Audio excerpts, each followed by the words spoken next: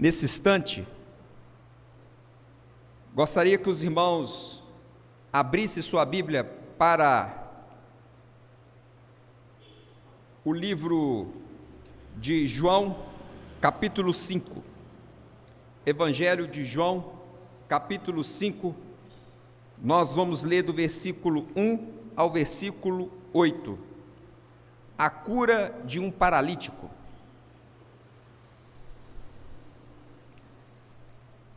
A Bíblia fala sobre um homem que já há 38 anos não conseguia andar.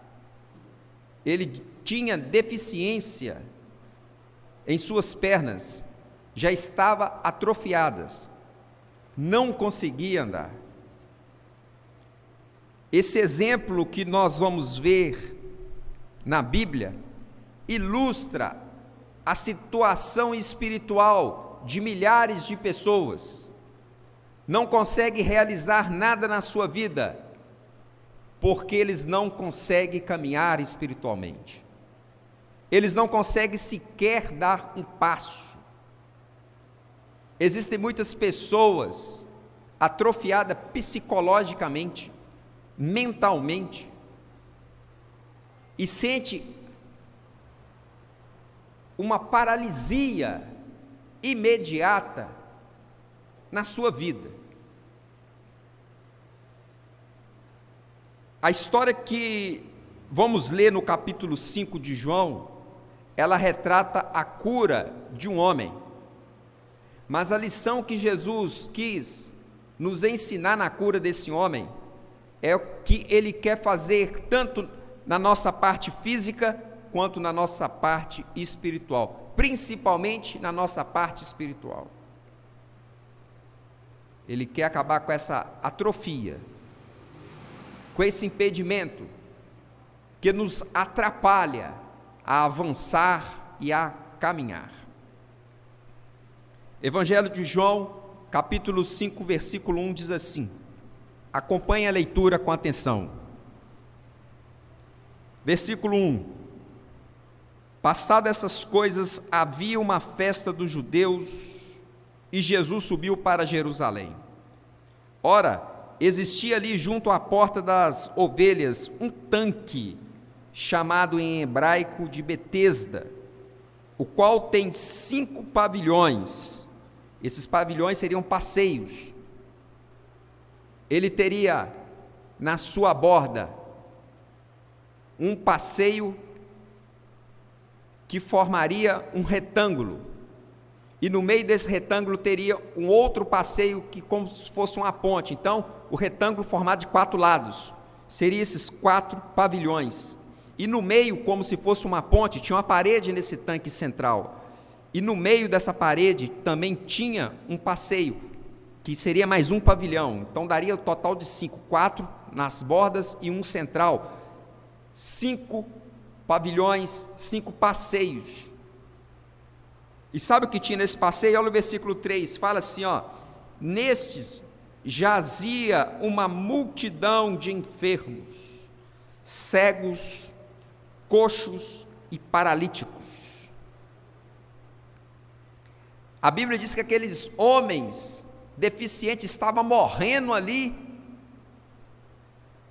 pereciam no passeio daquele tanque. Mas por que eles não estavam em casa? Por que eles não estavam no hospital? Por que eles não estavam procurando um tratamento? Mas eles estavam no tanque. O versículo 4 fala assim, por que eles estavam ali? Fala assim que aqueles enfermos, cegos, coxos e paralíticos estavam ali por quê? Versículo 4, esperando que se movesse a água, porque quando o anjo descia em certo tempo, agitando-a, e o primeiro que entrava no tanque, uma vez agitada a água, sarava de qualquer doença que tivesse. Era por isso que ele estava ali. É por isso que ele estava ali. Só que tinha muitos. Não era 1, 2 ou 3, eram muitos. e a um determinado tempo, não fala se era uma vez por dia, por semana, uma vez por mês, uma vez por ano, não fala que tempo que era, mas quando a água era agitada, eles acreditavam que o primeiro que caísse dentro do tanque e entrasse em contato com a água, saía curado. No meio daqueles vários homens, o versículo 5 vai destacar um homem.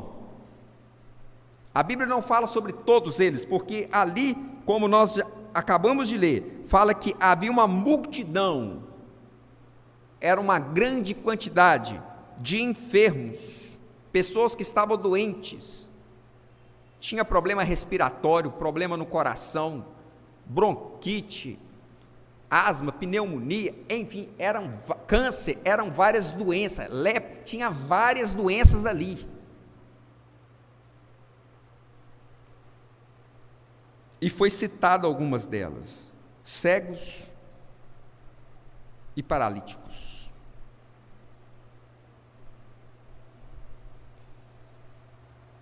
E o versículo 5 destaca um homem, fala assim, ó, estava ali o homem enfermo, que havia 38 anos. 38 anos. 38 anos. O que faz um homem ficar 38 anos na boca de um tanque?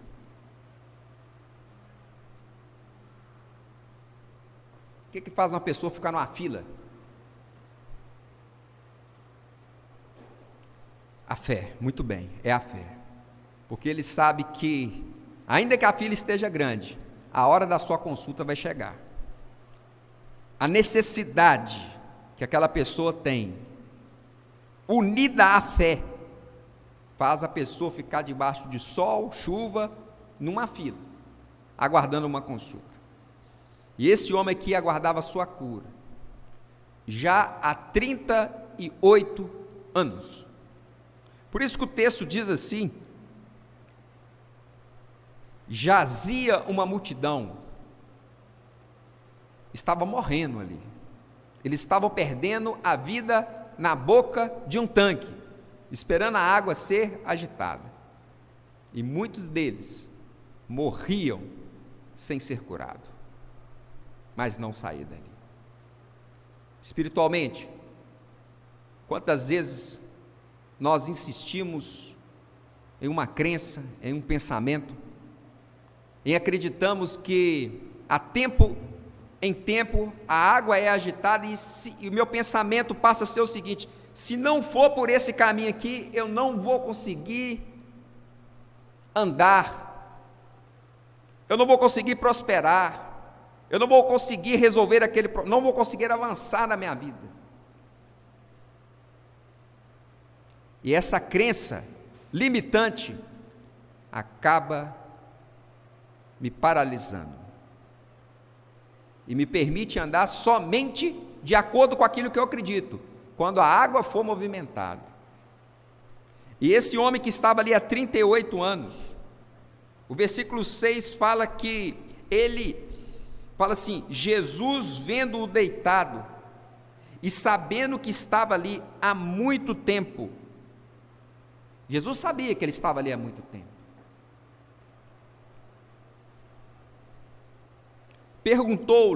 perguntou aquele homem: queres ser curado? Você quer ser curado? Faz uma pergunta dessa para quem está numa fila debaixo de chuva, chegando em atendimento hospitalar 4 horas da manhã, uma fila enorme para enfrentar, porque tem muita gente, muitos necessitados. O médico não dá conta de tantas consultas. Tem que trabalhar muito mais além, reduzir nas consultas para pegar as de emergência. É a realidade em vários cantos do nosso país. O médico trabalha muito mais além do seu horário. E agora, uma pessoa que está na fila para ser atendido, Olha, você quer ser liberto dessa dor que você está sentindo? Você quer ser curado? Você quer que o seu pai, que a sua mãe, que o seu filho, você quer receber a cura? É o que a pessoa está procurando ali. Ele não quer consulta, ele não quer medicamento, ele quer a cura, ele quer o alívio da dor. E existem muitas situações espirituais que a humanidade hoje passa e que ela está à procura de um bálsamo, de um remédio para ser curado psicologicamente, espiritualmente, mas não consegue porque está preso a uma crença limitante. E aquele homem tinha 38 anos, que tinha uma crença limitante naquele tanque, e acreditava que a cura só podia vir mediante entrar na água quando era agitada. Quantas pessoas que estão esperando uma água ser agitada para a vida dele caminhar, andar, mas essa água é agitada tempo a tempo, ele não sabe quando que isso acontece, e a crença ainda diz o seguinte: quando a água é agitada, se não for o primeiro a entrar, o milagre não acontece. O interessante é que Jesus, além de conhecer a situação daquele homem que se encontrava ali há muito tempo, há 38 anos, Jesus sabia de uma verdade que aquele homem não sabia. E quando Jesus compartilhou essa verdade com aquele homem, e ela foi registrada no livro sagrado, no Evangelho de João, no capítulo 5, ela serve como verdade para nós nos dias de hoje. Porque essa mesma crença limitante que escravizou aquele homem durante 38 anos, escraviza muitos de nós. E Jesus veio revelar o mistério da fé. A fé, ela é capaz de abrir qualquer tipo de porta. E também é capaz de fechar qualquer porta. A fé, a Bíblia diz, no livro de Hebreus, no capítulo 11, fala assim, que é a certeza, ora, a fé é a certeza de coisas que se esperam, e a convicção de fato que não veem. O que é a fé? É a certeza daquilo que eu estou esperando e daquilo que eu não posso ver. Aquilo que eu já posso ver, eu não preciso ter fé. A fé serve para acreditar no impossível. Traduzindo, o que é a certeza das coisas que eu não posso ver e que eu estou esperando? A convicção de fatos que não se veem e a certeza das coisas que se esperam. O que é isso? Fé, traduzida em outras palavras, é aceitar algo como verdade. Jesus sempre nos aconselhou para nós termos fé em Deus. O que ele queria dizer? Aceita as palavras de Deus como verdade. E às vezes nós aceitamos tantas palavras como verdade e esquecemos de aceitar a verdadeira palavra, a que está escrita, a que Deus deixou para nós, como verdade absoluta da nossa vida. Aquele homem que estava no tanque, o sonho daquele homem era poder ser o primeiro a entrar nas águas, quando fosse agitada. E Jesus, vendo então a situação daquele homem, não lhe pergunta qual que é o seu nome, onde mora, se é filho de quem, a sua escolaridade, o seu grau de conhecimento. Jesus não quer saber. Jesus não quer saber qual roupa que ele estava vestido, qual cargo que ocupava na sociedade, quem eram os seus amigos, seus parentes. Isso para Cristo não importava naquele momento. Jesus nem perguntou qual que era o nome do homem. Chegou perto daquele homem e fez uma seguinte pergunta. Versículo 6, no final do versículo 6 diz assim: queres ser curado? Do capítulo 5. Você quer ser curado? E o que era a cura para aquele homem? Você sabe o que era a cura para aquele paralítico? Quando Jesus perguntou para ele se você quer ser curado, versículo 7 fala assim, que respondeu o enfermo: Senhor, não tenho ninguém que me ponha no tanque quando a água é agitada, pois enquanto eu vou, desce outro antes de mim. Para ele a cura era o quê? O tanque. Não existia cura fora do tanque. Era só para aquele homem? Não. A Bíblia diz assim que ali jazia, perecia uma multidão de enfermos. E Jesus foi combater uma crença limitante. Evangelho de João, capítulo 5, Jesus combate crença limitante. E Jesus, em momento algum, se comenta sobre o tanque, dá a glória para tanque, fala que por causa que o tanque, água de tanque que agitava, não tinha nada disso, isso nunca existiu.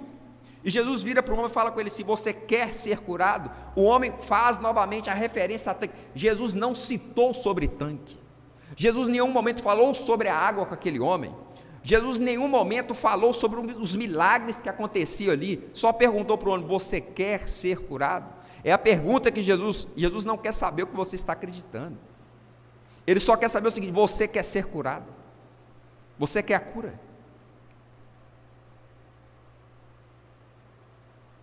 Quantas crenças limitantes nos impedem até mesmo de aceitar as palavras de Deus como verdade? Muitas.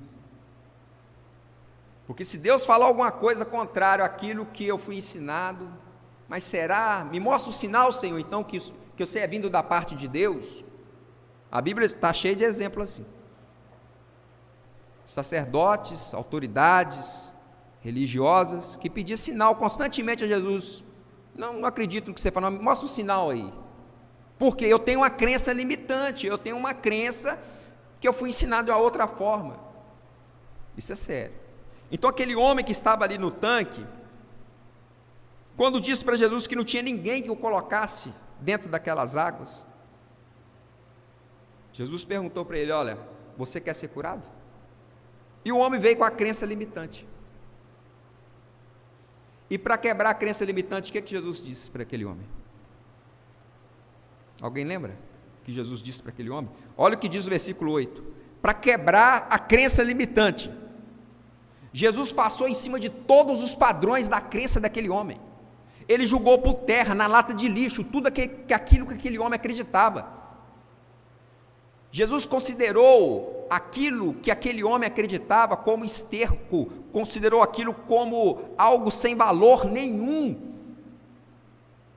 Olha o versículo 8, Jesus vira para aquele homem e diz assim, ó: então disse Jesus: levanta-te, toma o teu leito e anda. Não teve tanque agitado, não teve água, não era o primeiro que tinha caído. Quebrou toda a crença daquele homem naquele momento, toda a crença. Versículo 9 diz assim, olha: imediatamente o homem se viu curado. Quando a Bíblia diz que o homem se viu curado, ele viu ele podendo correr, andar, subir no pé de oliveira, no pé de figo. Ele se viu subindo as escadas da sua casa, ele se viu atravessando a ponte que estava sobre o rio Jordão, ele se viu andando na margem do rio da Galileia, do mar da Galileia, ele se viu usando as pernas agora para poder entrar dentro do barco, ele se viu o quê? Curado. Ele se viu curado. Depois que ele se viu curado,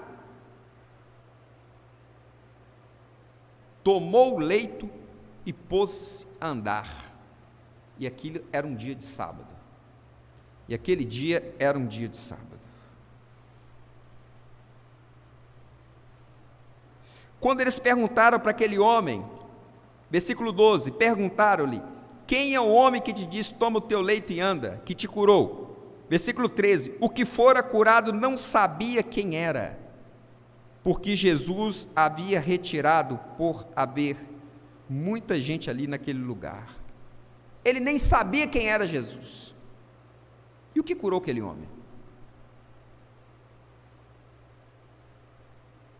O que curou aquele homem? Foi a sua fé. Foi a sua aceitação. Ele aceitou as palavras de Jesus como verdade. Quando Jesus falou que ele se toma o teu leito e anda, aquele homem aceitou as palavras de Cristo, sem saber quem era Jesus, sem ter pegado um livro para estudar sobre ele, sem ter ouvido uma palestra sobre ele, sem ter ouvido sequer um testemunho sobre ele. E olha que a fama de Jesus já havia sido percorrido por toda parte, mas aquele homem não sabia que ele era o operador de milagres. Todo mundo tinha barba, cabelo grande, tinha uma fisionomia que parecia, não sabia que ele era o Filho do homem. Você não precisa saber qual que é a fisionomia de Jesus, qual que é o retrato de Jesus, você não precisa estudar sobre a vida de Jesus para receber um milagre na sua vida. Você pode ser o maior especialista de Bíblia, ter lido a Bíblia 300 vezes, estudado vários livros e pesquisado muito sobre a vida de Jesus, mas se você não tiver fé, se você não acreditar, não adianta de nada. Então Jesus, a primeira coisa que ele queria mostrar, que não vale o quanto que você já leu, já pesquisou, já estudou sobre ele. O que importa para ele é se você está acreditando naquilo que ele está te falando. Você crê no que ele te fala? É só isso que importa para Deus. Você acredita ou você duvida? Mas eu já estudei, eu tenho um diploma, eu já tenho experiência não sei quantos anos. Acredita ou duvida? E foi isso que Jesus falou com o homem: levanta, toma tua cama e anda. E aquele homem se viu curado. E diz que ele não fez um tratamento fisioterapêutico. Ele não passou por sessões de fisioterapia. Diz que imediatamente se viu curado, tomando o leito, pôs-se a andar. Primeira lição que Jesus quer ensinar sobre a fé. A fé é capaz de te curar e a mesma fé é capaz de te paralisar. A paralisia daquele homem, há anos, foi mediante a fé no tanque. Só serei curado quando a água fosse movida e se eu fosse o primeiro a entrar. Então o primeiro combate de Cristo era na mente limitante, na crença limitante daquele homem, em que Jesus estava mostrando classicamente e claramente: olha, a sua fé é capaz de te tornar paralítico, e a mesma fé que te torna paralítico, ela é capaz de fazer você andar.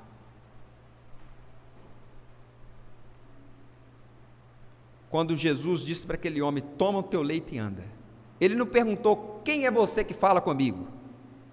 Você veio da onde? Você sabe a minha história? Sabe quanto? Ele não questionou.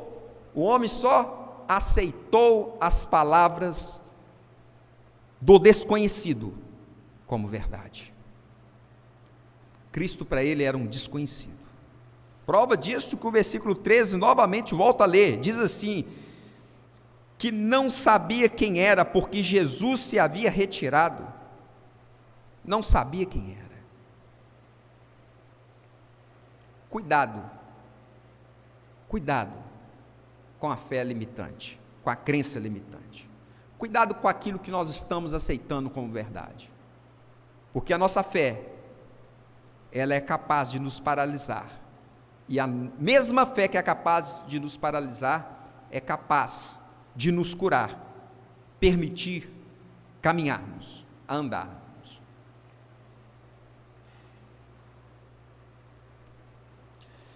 Por várias vezes Jesus tenta mostrar, revelar ao mundo o exercício da fé, como que a fé, sem fé é impossível de agradar a Deus. Cristo mostra ao mundo, mostra aos seus discípulos, que através da fé, as montanhas podem ser movidas, cego pode voltar a enxergar, paralítico pode voltar a andar. Através do exercício da fé, nós podemos andar sobre as águas. Através do exercício da fé, o mar pode se abrir. O exercício da fé é capaz de tocar corações. Irmãos, o justo viverá pela fé, diz as Sagradas Escrituras. As Sagradas Escrituras também, ela traz outros exemplos, em que Jesus tenta desmistificar as crenças limitantes. As crenças limitantes. Outro exemplo aqui dentro do Evangelho de João, nós podemos ver a cura de um oficial do rei. Em Caná da Galileia, quando Cristo passava em Caná da Galileia, ele se depara com um homem que era oficial de autoridades, e esse homem chega perto de Jesus e fala assim: o meu filho está morrendo, no capítulo 4, versículo 47, tendo ouvido dizer que Jesus viera da Judeia para Galileia, foi ter com ele, e lhe rogou que descesse para curar o seu filho que estava à morte. Ele chega para Jesus e fala assim: meu filho está morrendo. Como que os médicos faziam para curar? A primeira coisa que o médico hoje faz para curar uma pessoa, primeira coisa que a medicina faz para curar uma pessoa, consulta. Eu tenho que consultar o paciente, não é assim? Não tem como fazer nenhum procedimento sem consultar o paciente, sem ver o paciente. O médico tem que ver o paciente, ver o estado clínico do paciente, aferir a pressão do paciente, tirar alguns dados, ter algumas informações básicas para saber qual o procedimento que ele vai tomar. E Jesus não quis nem ver o filho. Assim era a cura antigamente. Precisava passar por esse processo. Por isso que aquele homem fala assim: olha, vem aqui em casa. Vem aqui em casa. E o versículo 50, versículo 49, rogou-lhe o oficial: Senhor, desce antes que meu filho morra. Porque quando ele saiu de casa, faltava pouco tempo de vida para aquela criança, para aquele filho. O filho já estava nas últimas. E o versículo 50, Jesus diz assim: olha, vai, capítulo 4, versículo 50 do Evangelho de João, vai, disse Jesus, teu filho vive. O homem creu na palavra de Jesus e partiu. Já ele descia quando seus servos lhe vieram ao encontro, anunciaram que seu filho vivia. Então indagou, perguntou para os seus servos: que horas que o seu filho havia se sentido melhor? Eles informaram a hora, que era a 7ª hora, que a febre havia o deixado. E com isso reconheceram o pai ser aquela precisamente hora em que Jesus lhe dissera: teu filho vive. E creu ele e toda a sua casa. Olha um outro ponto aqui. Não precisou de passar um óleo ungido na criança. Não precisou de ir lá fazer imposição de mão na criança. Quantas pessoas acreditam que para ser curado ele precisa de um óleo, ele precisa de uma imposição de mão, ele precisa de um rito? Jesus quis combater isso. O exercício da fé não precisa de rito. Isso mexia muito com o povo na época. Não precisava de ter acendido a vela. Não precisa. Jesus ainda queria deixar bem claro: não precisa nem da minha roupa ir lá encostar nele. Não precisa. Eu não preciso de uma peça de roupa da criança também, eu não preciso. vai que o teu filho está o quê? Curado. O teu filho vive, o seu filho não vai morrer. A Bíblia diz que aquele homem fez o quê? Acreditou em Jesus. Ele creu, ele aceitou as palavras de Cristo como verdade.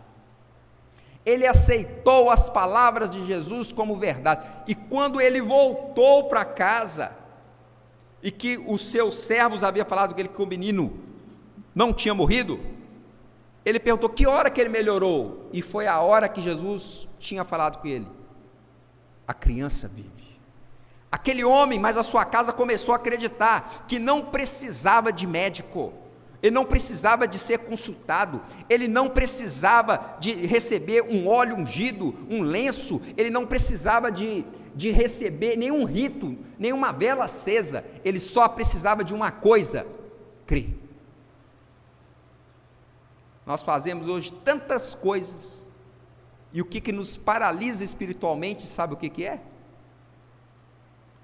A crença, não acreditamos. É tanta coisa feita sem acreditar. E o que vale para Deus? É o que você acredita. O que você acredita hoje? Você que está ouvindo essa mensagem, o que você acredita? Tem acreditado em quê?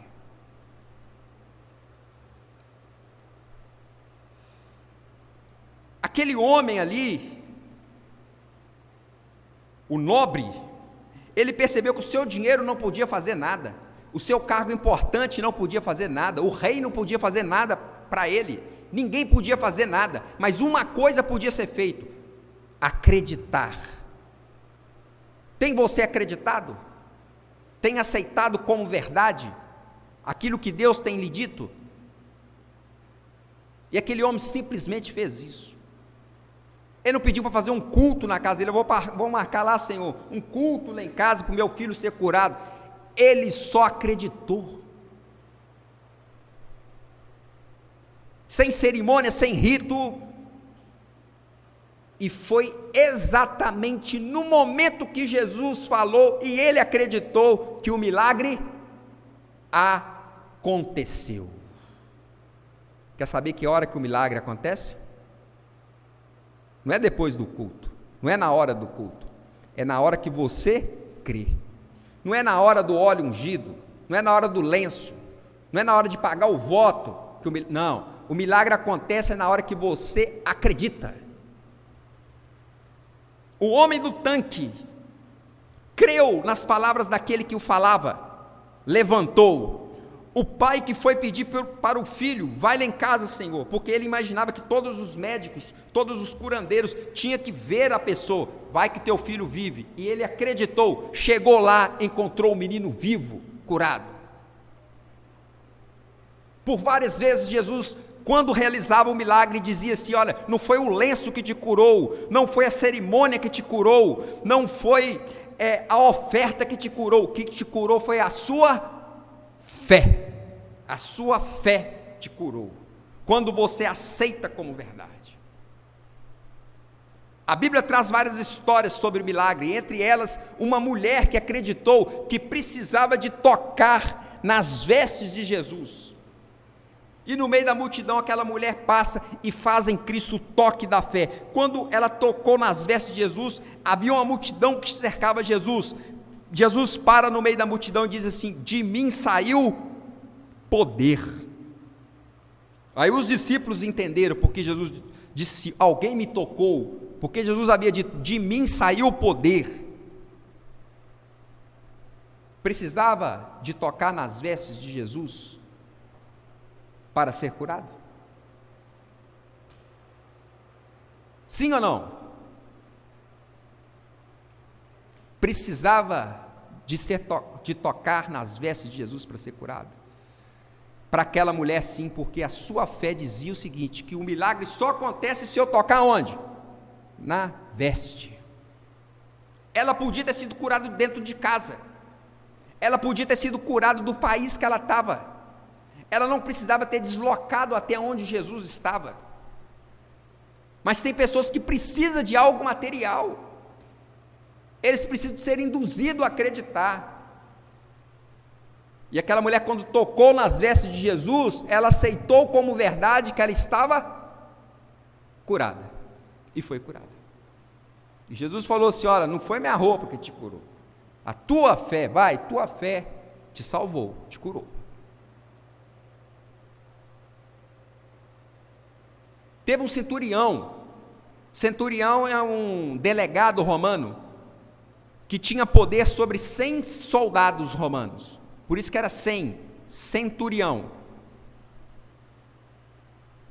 E ele tinha um enfermo em casa. E ele chegou para Jesus e falou assim: olha, o meu servo está doente, está para morrer. E Jesus falou com ele assim: eu vou lá na sua casa e vou curar ele. Eu vou lá na sua casa e vou curar ele. Romano, não era judeu, não tinha estudado Bíblia, não conhecia nada sobre Israel, conhecia sobre espada, conhecia sobre guerra, campo de batalha.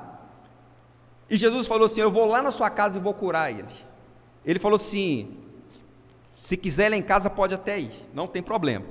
Mas eu acredito que se você disser uma palavra aqui, ele será curado lá, porque eu sou autoridade, e quando eu mando um soldado ir, ele vai, e quando eu mando ele vir, ele vem. E da mesma forma que eu sou autoridade, eu creio que você também é autoridade. Com uma palavra o meu servo pode ser curado. E Jesus falou com ele assim: está curado. E ele acreditou, e o servo foi curado.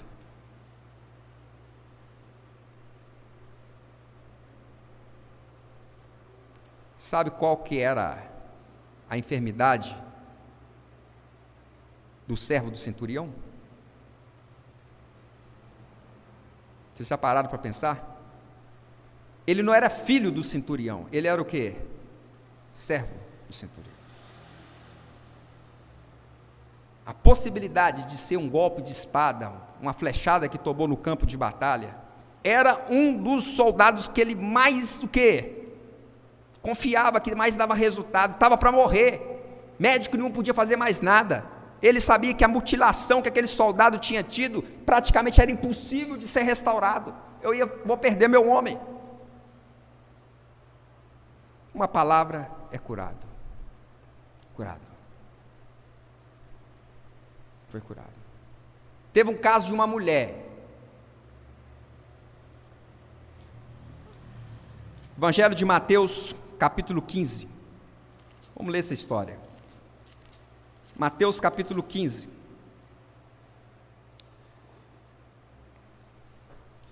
versículo 21, fala assim: partindo Jesus dali, retirou-se para o outro lado de Tiro e Sidom. Eis que uma mulher cananeia, que viera daquela região, clamava: Senhor, filho de Davi, tem compaixão de mim, minha filha está horrivelmente endemoniada.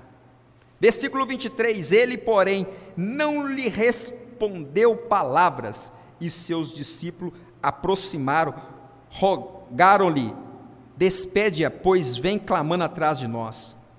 Sabe quando você fala com Deus e Deus fica calado?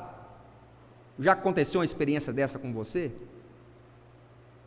O silêncio de Deus não é motivo para você duvidar. Era isso que Jesus queria ensinar aqui nessa história. O silêncio de Deus não é motivo para nós duvidarmos. Aquela mulher acreditou, mesmo Deus ficando o quê? Calado, mesmo Jesus ficando calado, não dando resposta para ela, e ela clamava por misericórdia. Quando nós estivermos clamando por misericórdia, e Deus ficar em silêncio, não é motivo para nós duvidarmos, pararmos de acreditar. E os discípulos agora falaram assim: olha, mestre, vamos despedir ela, porque ela está perturbando. Versículo 24, mas Jesus respondeu: não foi enviado senão as ovelhas perdidas da casa de Israel? Ela, porém, veio e o adorou, dizendo: Senhor, socorre-me. Quando Deus fica calado, não responde, em vez de duvidar, nós devemos fazer o quê? Adorar. O texto diz que a mulher adorou. Versículo 26, então ele respondeu: não é bom tomar o pão dos filhos e lançá-lo aos cachorrinhos. O que é que Jesus quis dizer com essa expressão? Você acha que é certo eu deixar de curar primeiro aqueles que são batizados na igreja, aqueles que participam da Santa Ceia, aqueles que estão em dias na casa do Senhor, para mim ir atender um que não tem nenhum compromisso com Deus? Você acha que é se atirar o pão da mesa dos filhos e dar aos cachorrinhos? Traduzindo em outras palavras seria isso. Você acha que isso é certo? Tem muitas pessoas em Israel achavam que isso era certo. Quem tem que ser abençoado é quem tem dias com a igreja. Fé é só quem é membro da instituição, é só quem está participando de tudo, está tudo em dia. E aquela mulher continuou o quê? Acreditando que Cristo, filho de Davi, e que, se ele quisesse, a filha dela seria liberta. A resposta da mulher, versículo 27, ela contudo replicou sobre a resposta de Jesus. Jesus pergunta para ela: não é bom tomar o pão dos filhos e lançá-lo aos cachorrinhos. Ela, porém, replicou: sim, Senhor, eu concordo, primeiro tem que ser curado, primeiro tem que ser abençoado. Sabe quem que tem que ser abençoado? É quem tem dia na igreja. Eu concordo com isso, eu não discordo do Senhor, mas eu sei que a sua bênção é tão grande dentro da igreja, que cai uns farelos aqui do lado de fora, e aqueles que estão passando aqui na porta, igual eu que estou com a minha vida toda errada, e esses pequeninos farelos é suficiente para libertar minha filha. Olha o que ela responde para Jesus: sim, Senhor, porém os cachorrinhos comem das migalhas que caem da mesa dos seus donos. Então disse Jesus: ó mulher, grande é a tua fé, faça-se contigo conforme tu queres. E desde aquele momento a sua filha ficou sã, ficou curada. O que importa para Deus não é quantos cultos você já viu, se o seu nome está no hall da igreja. O que importa para Deus é o que você acredita a respeito das palavras dele. Qual é o seu procedimento? Aceita as palavras dele como verdade, ou as palavras do inimigo dele tem aceitado como verdade? Aquela mulher acreditou que em Cristo havia salvação para sua filha, e que não importava qual situação que ela estava vivendo, a condição que ela estava vivendo, nada na terra podia fazer ela desacreditar, duvidar das promessas. O próprio Jesus falou com ela: acha que é certo primeiro eu deixar de abençoar os que estão em dia, para abençoar os que não estão em dia? Ela disse para Jesus: não, está certo o que o Senhor fala, mas a sua bênção é tão grande, que quando abençoar os que estão em dia, cairá migalhas da mesa, que será suficiente para sanar a minha necessidade que tenho te clamado. E Jesus viu que a fé daquela mulher era tão grande, que podia falar com ela qualquer coisa, que ela havia se agarrado às promessas de Deus, de unhas e dentes, de tal forma, que ela não largaria, igual Jacó fez: não te largarei enquanto não me abençoar. E Jesus falou com ela assim: vai e seja feita conforme a tua crença, conforme tu queres. Nós estamos para viver um período nessa terra, em que não haverá mais ministério, não haverá mais igreja, não haverá mais liberdade religiosa, não haverá mais cartão de crédito, não haverá mais emprego, não haverá mais transporte. Nós iremos viver pela fé. A Bíblia diz assim, que o justo viverá pela fé. Quando Deus ficar calado nesse dia, adore a Deus, faça igual essa mulher fez.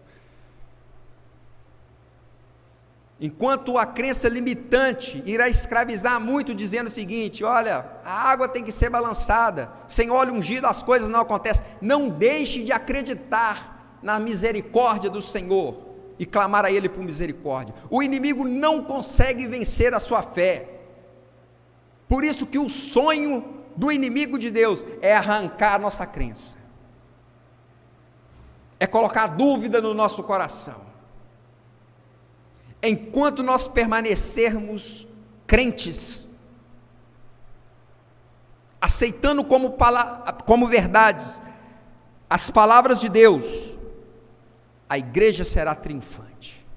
Não importa se a porta está aberta ou se está fechada, se a cerimônia está acontecendo ou não. O que vai importar é o que nós acreditamos. Essa será a linha divisória do grande conflito entre o bem e o mal. Que Deus possa nos abençoar e que a cada dia possamos ter certeza que a nossa fé está em Deus. Amém.